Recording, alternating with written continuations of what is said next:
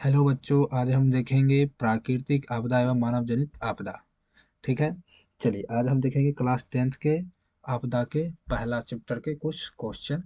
चलिए, जैसे क्या है पहला, आपदा किसे कहते हैं? प्राकृतिक में हो रहे घटना एवं दुर्घटना के अध्ययन को हम क्या कहते हैं? आपदा। जैसे में आपका हो गया आतंकवाद, सुनामी, भूकंप, बाढ़, सूखाड़, सड़क दुर्घटना, हड़ताल, ये सब हमारा क्या हो गया? आपदा।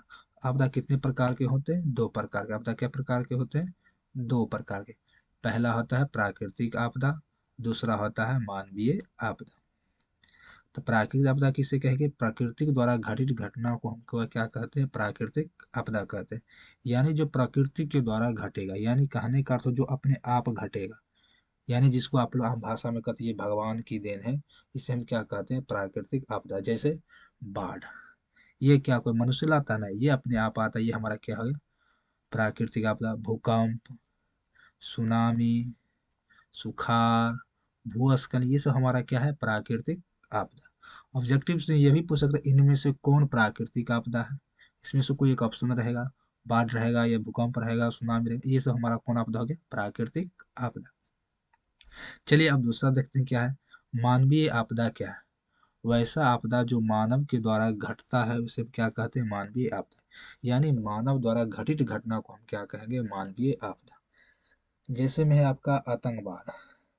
आतंकवाद कौन? आदमी लोग होते हैं, ये हमारा क्या हो गया? मानवीय आपदा। दूसरा है दंगा। दंगा, आपस में आदमी लोग अपने में अपने झगड़े करने लगते हैं, इसे हम क्या कहते हैं? दंगा। ये सब हमारा क्या हो गया? मानवीय आपदा।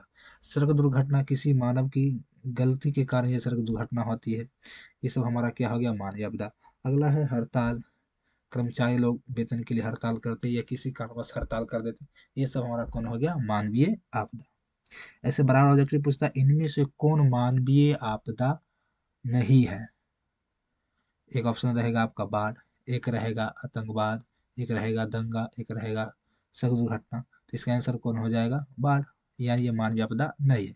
लोग क्या करते हैं, कंफ्यूज में आकर आतंकवाद मार देंगे, पहले पढ़ते हैं आतंकवाद मार देते हैं। यहाँ पर देख लीजिए क्या पूछ रहा है, नहीं पूछ रहा है। अगर पूछेगा कौन मानवीय आपदा है, अगर ऑप्शन है आतंकवाद, आतंकवाद मारिए, अगर दंगा है दंगा मारिए, सड़क दुर्घटना है तो सड़क दुर्घटना, वहाँ पर क्वेश्चन पढ़ लीजिए। हो सकता है कभी कभी नहीं दे देता है तो लोग क्वेश्चन पूरा नहीं पढ़ के गलती मार देते थे, देख लीजिएगा।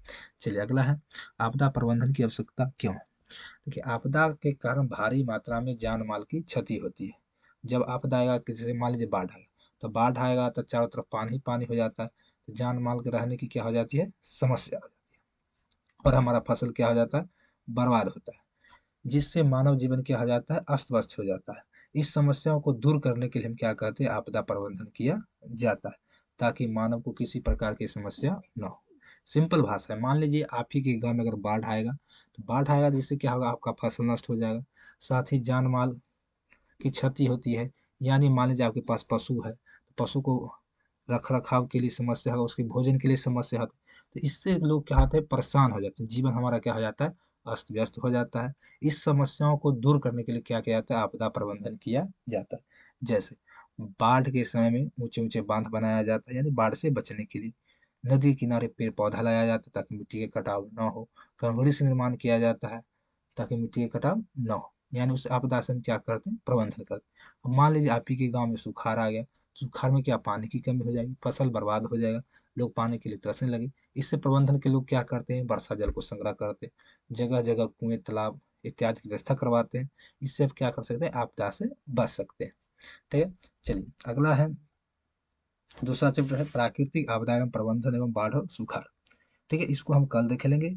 बाढ़ क्या है, बाढ़ से बचने का उपाय क्या है, सुखाड़ क्या है, सुखाड़ से बचने का उपाय, बिहार में बाढ़ की स्थिति के बारे में कल देखेंगे। अगर आपको किसी प्रकार का अगर इसमें समस्या होगा, पहला चैप्टर में प्राकृतिक आपदा एवं मानव जनित आपदा में, तो आप कमेंट करके पूछ सकते हैं। फिर इसी तरह से हम अगले चैप्टर देखेंगे, एक एक करके रोज देख लें। ठीक है, इससे आपका बिहार बोर्ड का 8 नंबर का कंप्लीट हो जाए, इससे एक भी बाहर नहीं जाने वाला। ठीक है।